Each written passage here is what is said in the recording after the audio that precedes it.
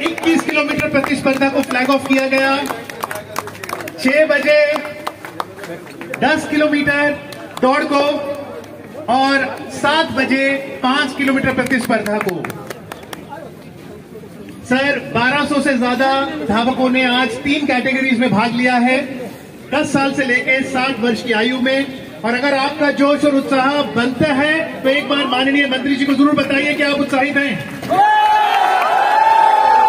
क्या खेलों की संस्कृति भारत में मजबूत हो रही है? क्या दौड़ लगाने में आनंद आता है? खेल मंत्री से खुश हैं? सबसे पहले मैं रुपेश पांडे जी से आग्रह करूंगा, chief executive officer youth hostel association of India, कि वो फूलों से माननीय खेल मंत्री का स्वागत करें। Venkat sir, please join in as well to welcome Shri Anurag Singh Thakur ji.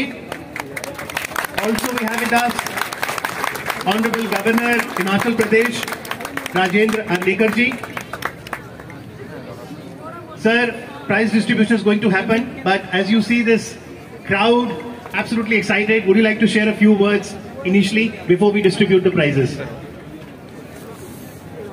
नमस्कार मित्रों, हिमाचल प्रदेश के महामहिम राज्यपाल आदरणीय Shri Rajendra Arlekar ji, youth hostel association of India के सभी माननीय पदाधिकारी, उपस्थित सभी प्रिय फिटनेस फ्रीक मेरे भाई और बहनों और मीडिया से आए हुए प्रिय मित्रों, 3 दिन से दिल्ली में और उत्तरी भारत में लगातार बारिश चल रही है और कल रात को भी लग रहा था कि आज शायद मैराथन नहीं होगी, लेकिन जब फिटनेस का डोज आधा घंटा रोज की बात आती है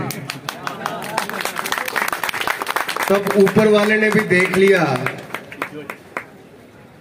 कि जो खुद फिट रहने के लिए तैयार है उसके लिए मौसम भी ठीक हो जाएगा।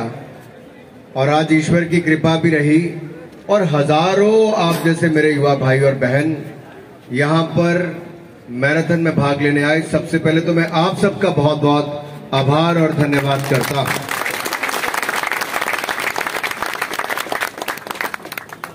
ये जो कहा कि 8 से 60 वाले भी यहां पर हैं, यानी कि 8 साल वाला भी है, 60 साल वाला भी है, ये अपने आप में बहुत कुछ कहता है। एक तरह से देखा जाए 3 पीढ़ियां एक साथ भाग रही, जो 8 साल वाला है वो भी, उसके पिता भी, उसके दादा भी, अगर वैसे देखा जाए तो। और कहीं ना कहीं परिवार में अगर एक व्यक्ति भी फिटनेस पर बहुत ध्यान देता है तो उसका पूरा प्रभाव पूरे परिवार पर पड़ना शुरू होता है।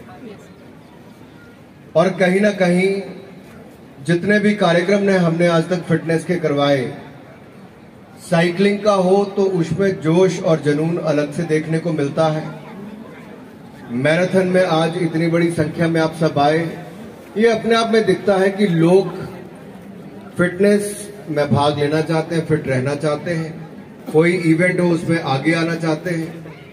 और youth hostel association of India अगर कुछ करवाए और महामहिम राज्यपाल जी हिमाचल से चलकर दिल्ली आ जाएं तो मुझे नहीं लगता बारिश क्यों ना रुकती, बारिश भी रुकी और कार्यक्रम भी शानदार हुआ। मुझे लगता है अब तो इन सबको निमंत्रण हिमाचल का भी देना पड़ेगा ताकि हिमाचल में भी दे दिया है।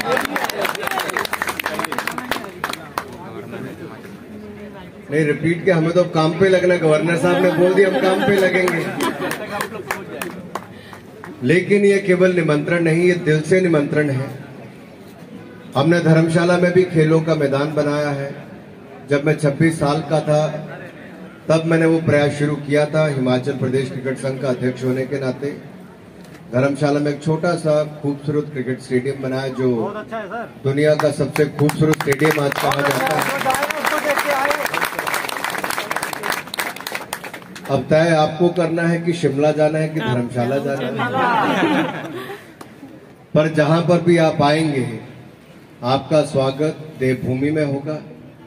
लेकिन उससे पहले आप कहीं पर भी रहें, मैं इसलिए भी पहाड़ों में बुलाना चाहता हूं क्योंकि हाई एल्टीट्यूड ट्रेनिंग का जो लाभ होता है, लंग्स कैसे एक्सपैंड करते हैं, प्लेन एरियाज में आके उसका कैसे फर्क पड़ता है, और क्यों भारत में हाई एल्टीट्यूड ट्रेनिंग सेंटर्स और चाहिए एथलीट्स के लिए भी और आप जैसे फिटनेस करने वालों के लिए भी।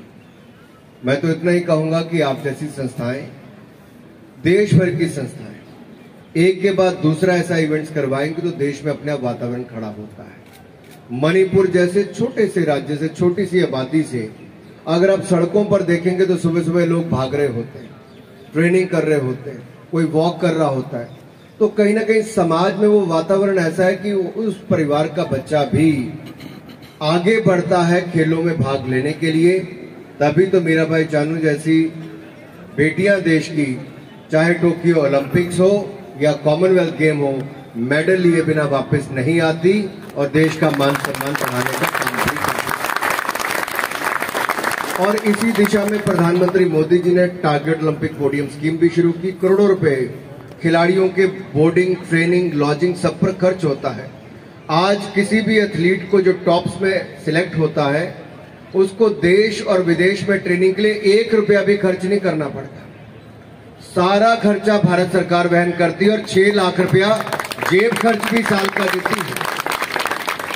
इसी तरह से ही उसके ऊपर 100 करोड़ रुपया खर्च होता है। टारगेट ओलंपिक पोडियम स्कीम पर हमने खर्च किया और 3000 सर और एथलीट्स हैं जो हम एक्रेडिटेड एकेडमीज में उनको सिलेक्ट करके रखते हैं।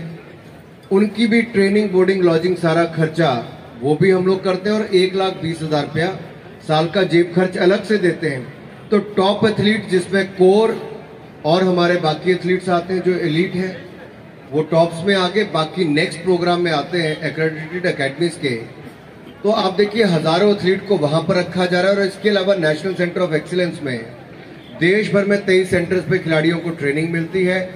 और सर हम 1000 से ज्यादा खेलो इंडिया सेंटर देश में बनाने जा रहे हैं जहां किसी एक गेम को लेकर कोई भी एक्स एथलीट अपना ट्रेनिंग सेंटर शुरू कर सकता है।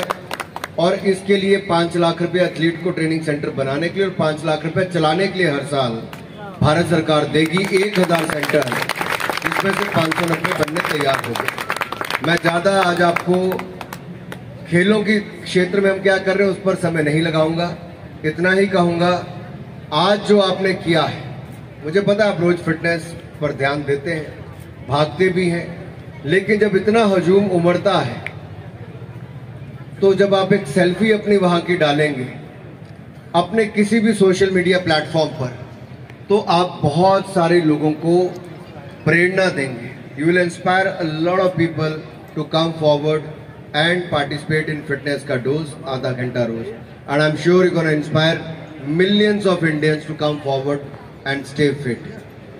Rather than taking more time, I'll just request all of you, if you could download Fit India mobile app. Fit India mobile app free में है, आप डाउनलोड कर सकते हैं, आपस में compete कर सकते हैं, ग्रुप में कर सकते हैं, 2 लोगों के साथ कर सकते हैं, या फिर अपना फिटनेस स्कोर आप लगातार मॉनिटर कर सकते हैं। तो आप इसको भी डाउनलोड कीजिए और इसका लाभ उठाइए। महामहिम राज्यपाल हिमाचल प्रदेश इतनी दूर से चलकर देश की राजधानी में और अंग्रेजों के समय की समर कैपिटल से देश की राजधानी दिल्ली में आए हैं पूरा समय निकालकर। मैं आपका भी बहुत बहुत यहाँ पर स्वागत, अभिनंदन करता हूँ।